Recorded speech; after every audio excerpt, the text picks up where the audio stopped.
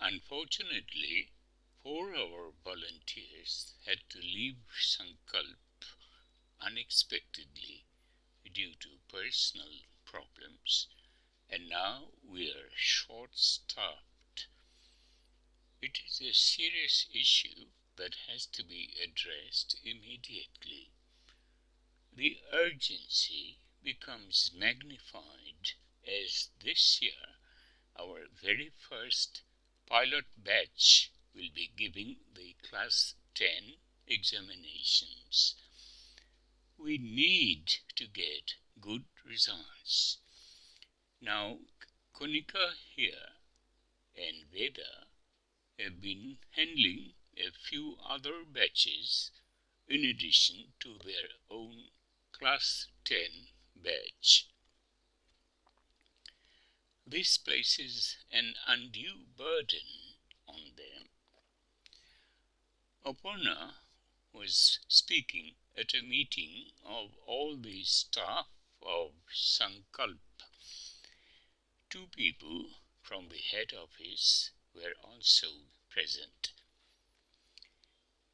She held the stapled paper report which Kanika and Veda had given her earlier, and her brows knitted in concentration as she turned the pages, trying to find the data which Kanika had highlighted for her.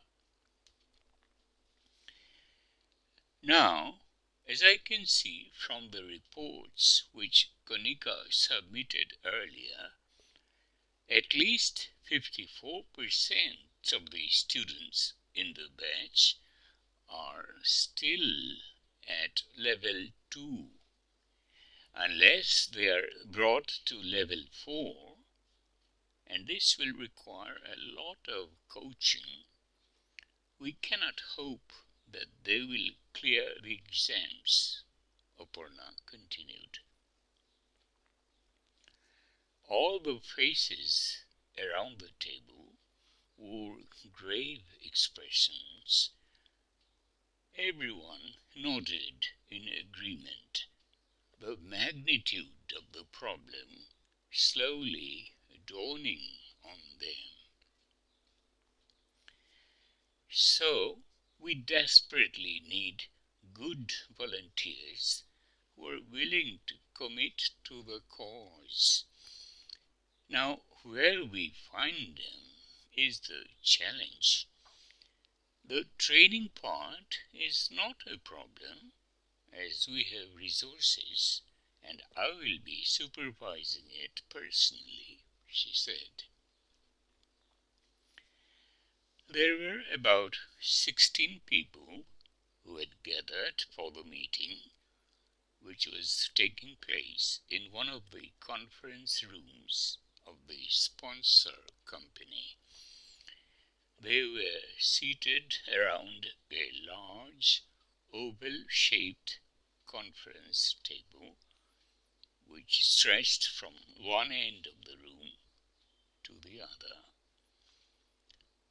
Aparna stood at the head in front of a whiteboard, and she was using a projector to convey the salient points of what she was presenting. The 2 people from the head office were seated at the head of the table opposite each other. Veda, along with Konika, Ron, and a few volunteers, were seated next to each other at the end farthest from the whiteboard.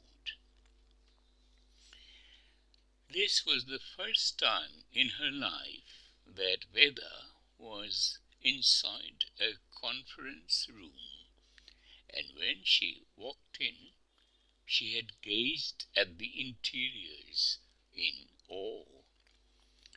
It was a well-appointed room, soundproof, with wood paneling, mics for each seat, and plush push-back chairs. Their names were printed on boards placed on the table, and Veda felt proud as she took her place. In front of her was a writing pad and a pen to take notes, and Veda found herself furiously scribbling, making diligent notes on everything that Aparna and the speakers from the head office said.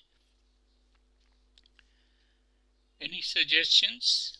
asked Aparna. "I think I can help out with the teaching."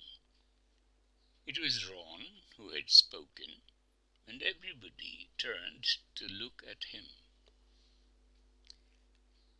"Are you saying that you want to volunteer to teach?" asked Aparna. "Yes, I am. And why not? I would like to. If you think I can do it, that is.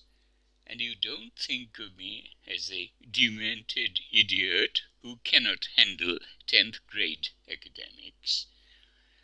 A collective low chuckle of amusement echoed through the conference room.